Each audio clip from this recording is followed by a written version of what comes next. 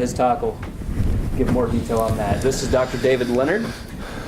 We became acquainted with one another probably a little over a year ago or so through a couple of events hosted by the McLaurin Institute, which is at the University of Minnesota. It's a Christian organization who wants to bridge academia and then Christian thought. So they host some talks with various speakers and so forth, and we met via a couple of those events, and then we've just stayed in touch.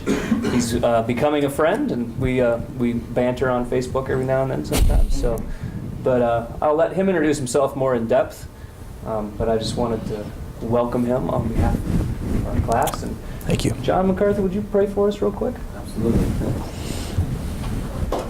Dear Lord, thank you for this time to come forth and just learn more about you, the plight of the Christian, and the area of philosophy. I pray you bless this gathering, bless this fellowship as we go forth and try and further our education.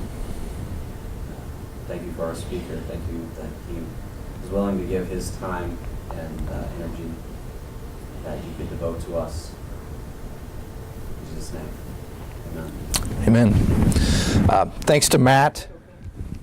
How's that? Is that all right? In terms of, well, I can also, zoom in a little bit too. So, thanks to Matt and to Rivendell for having me down this morning.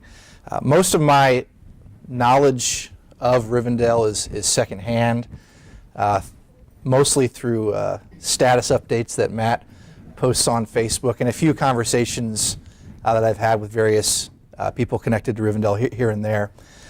But my sense is that if even half of what I've been hearing is true, you guys have a really good thing going on down here in Bloomington. So it's exciting for me to come down and to interact with all of you and to get some firsthand experience about what you're all accomplishing through these programs here.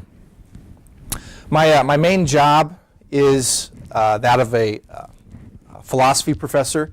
I'm instructor of philosophy and worldview at Luther Rice University, which is actually based down in Atlanta, Georgia, but through the magic of the World Wide Web, I'm able to live here in the Twin Cities and do most of my work with Luther Rice through online courses that I teach.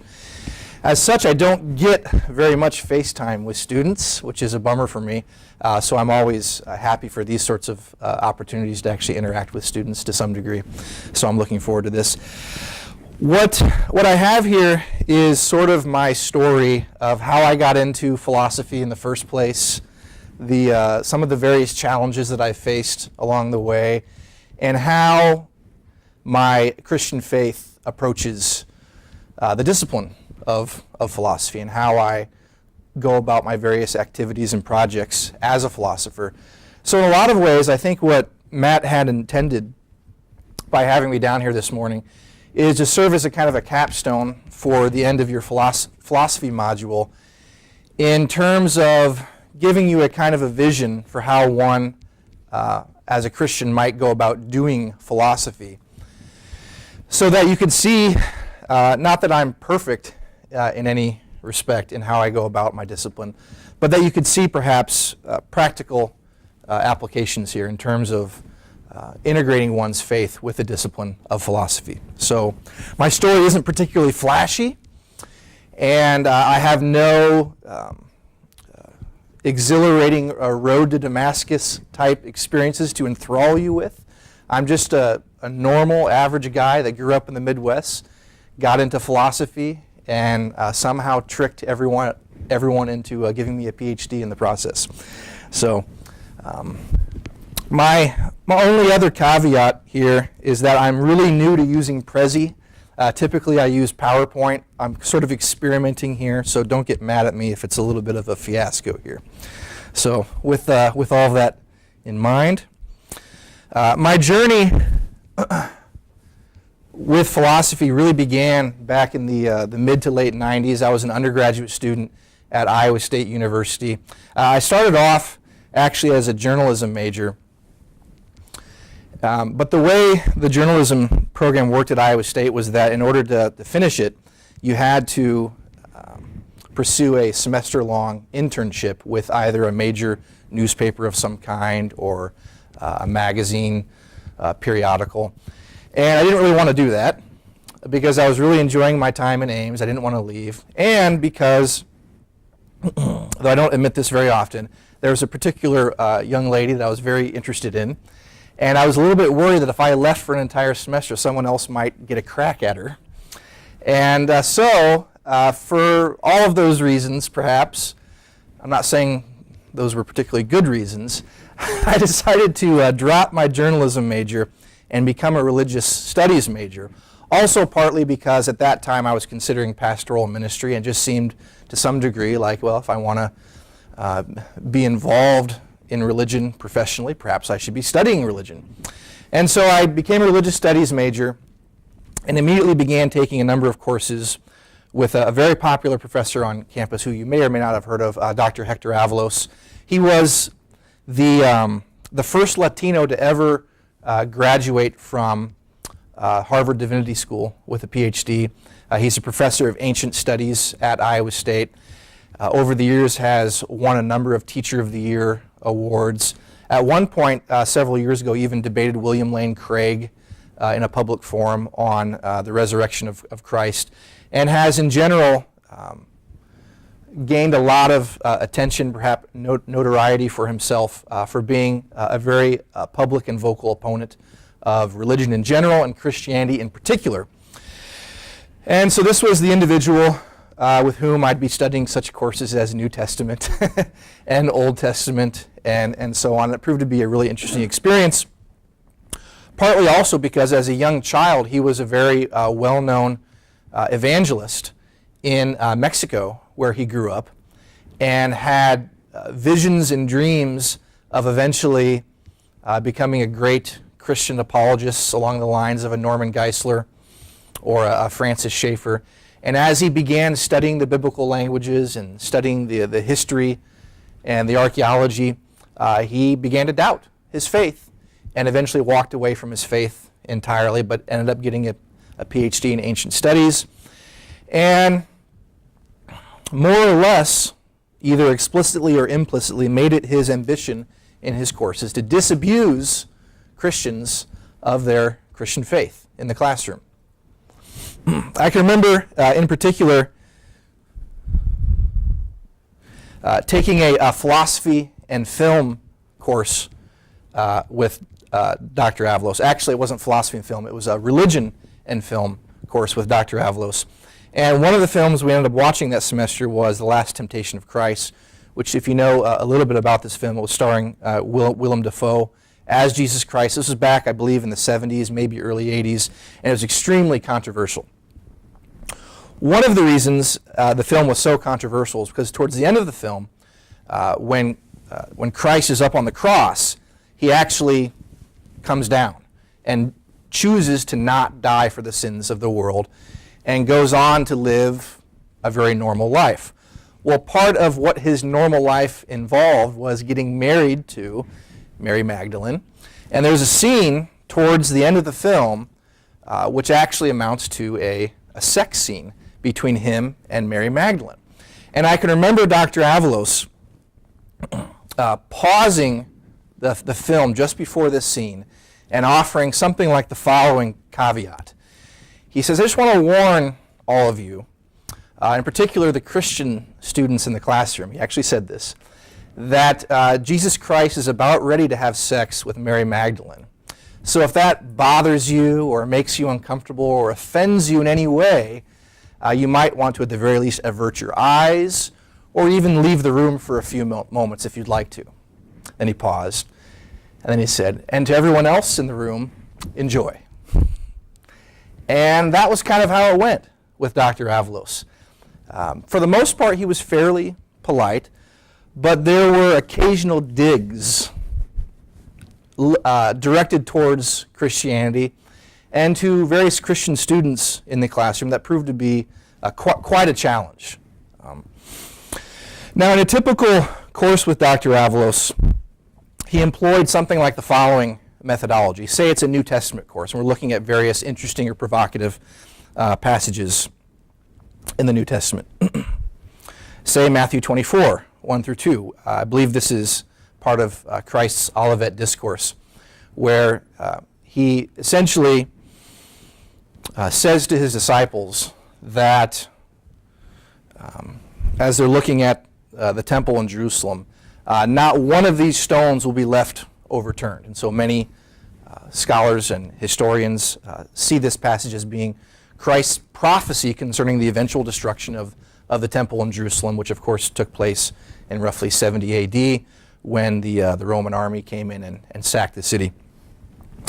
And so we'd look at a passage like Matthew 24, 1 through 2, and we'd attempt to interpret it through the lens of three different perspectives.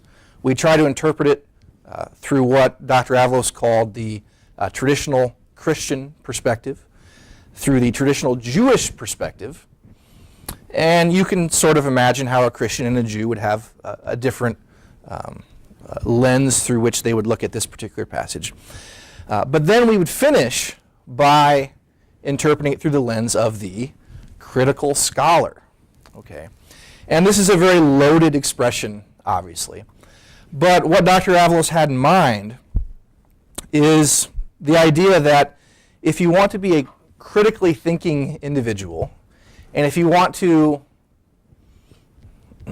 interpret this passage in a way that even approximates scholarship, here's the perspective that you need to adopt. Okay, and so for a passage like Matthew 24, 1 through 2, or any number of New Testament or even Old Testament passages for that matter, the critical scholar perspective essentially involved a naturalistic interpretation of the passage. So if you're a naturalist and you don't believe in miracles, and if a bona fide prophecy is an instance of a miracle, then how are you going to interpret Matthew 24, 1 through 2, when Jesus predicts that the temple in Jerusalem is going to be destroyed? The way you interpret it is to say that this passage, or this book in general, had to have been written either before or after 70 A.D. After 70 A.D., that's the critical scholar interpretation. Because if you're a naturalist, you cannot allow for the possibility that a real miraculous prediction has taken place here. It had to have been written after the events that are described here actually took place. So I was faced with a kind of a challenge here. I was a young believer. I'd only been a Christian for a couple years at this point. Not that a whole lot necessarily rides on exactly when the Gospel of Matthew was written, but to some degree it calls into question whether this prediction can be taken as a legitimate prophecy or not. And so naturally I was very motivated to figure this out. And I can remember writing a paper that attempted to argue that Matthew had to have been written before 70 A.D. based on all the historical textual evidence. Right?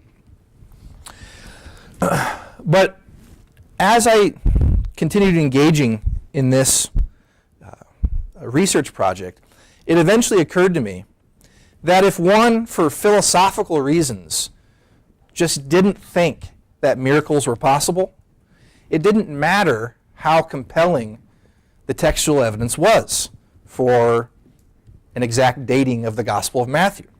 If one doesn't think that miracles in general are possible, then one will always have a trump card to play to refute any evidence that you provide him or her.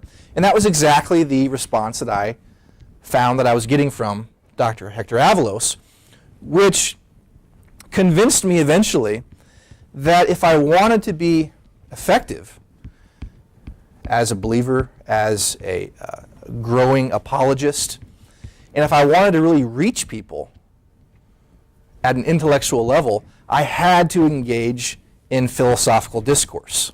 There's no other way around it. Because at the root of this problem here was not necessarily a scientific perspective. and not even necessarily a scholarly perspective. It was a worldview issue. And it became obvious to me that Hector Avalos, as well as other faculty members with whom I was taking courses at Iowa State, had an underlying worldview that was contrary to and hostile to the Christian faith. And that's what essentially got me into philosophy, because I realized that if I didn't learn some philosophy, I wasn't going to survive as a Christian in a state secular university studying religious studies.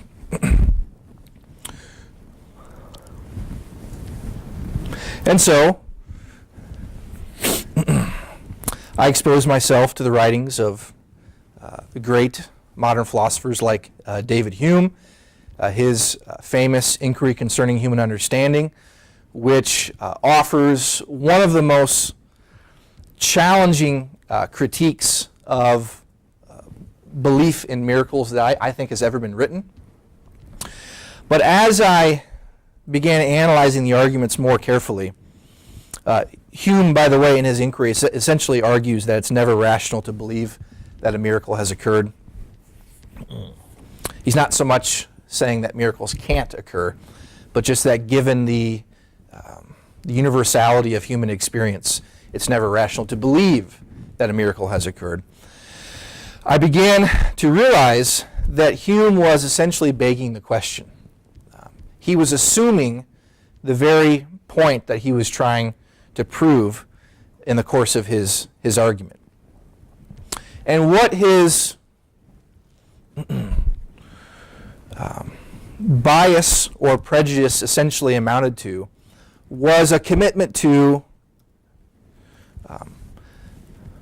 scientism rather than science. That is, it's not so much that we have good scientific evidence that miracles are not possible. And how could there be scientific evidence against that possibility after all? But rather, Hume and many contemporary scientists and philosophers today were committed to a very narrow philosophical ideology called scientism. Scientism is the view that true bona fide knowledge can only come through the empirical sciences, such that if you have a claim of some kind or a proposition that you're analyzing and it can't be verified by the sciences, then you just can't know it. This in some ways is an outworking of empiricism, though it's not a necessary outworking of empiricism. Later on in the mid-20th century or so, a more contemporary manifestation of scientism emerged onto the scene known as logical positivism. The logical positivists were the philosophers and scientists who said not only that you couldn't know a statement that was incapable of being verified by science, but that such statements such as God is love, for example, were in principle meaningless as well, such that if you made the statement that God is love, you were essentially making a statement akin to "'twas brillig and the slivy toves did gyre and gimble in the wabe." It's utter gibberish. It doesn't mean anything. It has no correspondence to reality whatsoever. And what made logical positivism, which was a kind of scientism, so damaging to Christian faith for so many years, is that it's one thing to say that a particular religious claim is false or unreasonable, or you can't know that it's true. It's another thing altogether to say it's just meaningless. And so for the better part of 40 to 50 years, logical positivism was the reigning orthodoxy in Western analytic philosophy. And it has its roots in the philosophy of David Hume. And I found my good old professor, Dr. Hector Avalos, manifesting some logical positivistic tendencies, as well as some scientism tendencies as well. But here's the point. Scientism is not itself a scientific theory or hypothesis. That is, you can't prove scientism. You can't prove logical positivism by appealing to the methodologies of empirical science. Which means that at a fundamental level, these theories are self-refuting. They're philosophical theories more than they are scientific theories. And so when Hume argued against the rationality of believing in miracles, he was going beyond the available evidence that he had to work with. He was begging the question. He was assuming the very point that needed to be proved.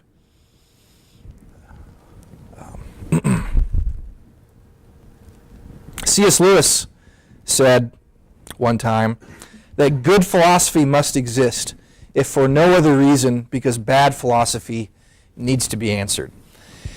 And eventually dawned on me, with respect to scientism as well as respect to other kinds of philosophies, that these were bad philosophies and that they needed to be answered by good philosophy.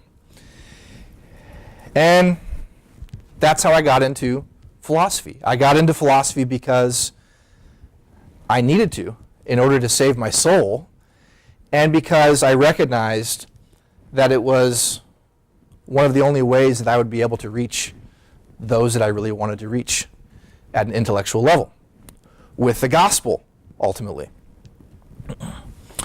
So, with all of that, I began trying to figure out what next?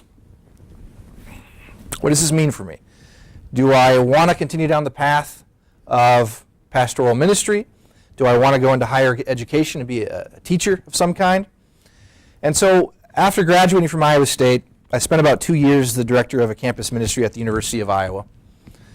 I was in enemy territory, as it were. And without even exaggerating much here, it was just a colossal failure. I was not a very good campus minister. To my defense, I was probably given a stacked deck to a certain degree, but I made a lot of poor choices, mistakes. There are different methodologies I would have employed, different decisions I would have made, looking back in retrospect. I wasn't a very good pastor. And I had a hard time, frankly, energizing students, getting them excited. I wasn't particularly charismatic. I still don't think I'm all that charismatic. And it just seemed to me at the time, I don't know if I still believe this is true, that to be an effective campus minister, you really got to be a charismatic, kind of outgoing sort of guy, and that's just not me. And it didn't go very well. I wasn't quite ruling out some form of ministry. I knew I wanted to study philosophy and apologetics, so I decided to go to seminary and just sort of figure it out along the way. That took me out to Denver, where I got a Master of Arts in Philosophy of Religion at Denver Seminary. And this proved to be an extremely formative time in my life. You know, keep in mind, up until my time in seminary, I'd basically been fighting and arguing and very much fighting an uphill battle in terms of trying to defend my faith and make it reasonable in the public square, both as a student at Iowa State as well as a campus minister at the University of Iowa, which you might be surprised to know is a very extremely liberal campus, as well as a campus that is very hostile to religious faith, in particular Christian faith. And so I finally found myself in an environment where I could sort of safely study these issues in a way where I wasn't going to be constantly bombarded by objections and criticisms. And I really flourished at Denver Seminary and found my way, not just as a philosopher in general, but as a Christian philosopher in particular. And this is when I started to think a bit more seriously about academia. Do I want to be a philosophy professor? One of my professors at Denver Seminary was Gordon Lewis, who had taught there for over 40 years by the time that I'd gotten there. He was one of the founding professors of the seminary. At one point, he was the president of the Evangelical Theological Society, a fairly well-known guy. I took a number of courses with him. And as I was finishing up and in the process of applying to PhD programs, he essentially asked me the question, are you called to be a philosopher? And specifically what he said was, because I was asking him to write a letter of recommendation for me for PhD programs, essentially what he said was, David, I will write you a letter of recommendation, but only if you can tell me that you're certain that there's nothing else that you can do with your life. Because, he went on to say, I want to warn you, these next 4 or 5 years of your life will be the most difficult for you. Not just professionally, but personally, and probably spiritually as well. And I want to make sure that you feel called to do this, because if you don't, I will not write the letter for you. So I'm like, well, geez, that's a lot of pressure. But you know, I went back to the woodshed, as it were, not a literal woodshed, and began thinking about it and praying, and felt like this was my calling, that God had given me not only this desire to be a philosopher, but I'd like to think to some degree the capacity for doing it well. And so I went ahead and applied to PhD programs very selectively. I had 3 or 4 schools in mind. I wanted to stay sort of in the middle part of the country, and I wanted to study with someone, that is, write my dissertation under the direction of someone who would be sympathetic to my perspective as a Christian. And so I was eventually admitted to the University of Arkansas, Woo Pig Sooie. And if anyone is interested, perhaps later Matt and I could be convinced to show you how to call the hogs. That's right. And I studied at the University of Arkansas under Tom Senor, who's a Christian philosopher and is just one of the most charitable, humble men I've ever known in my life. And he was nurturing to me in a way as I wrote my dissertation that was really essential to my success and my flourishing there at that program. In spite of the good experiences I had with Tom and a few others, as it turned out, there were actually a number of Christians that were there getting their masters and PhDs like myself. Not surprising, most of the faculty were not Christians. In fact, most of them were atheists or agnostics. And it wasn't so much that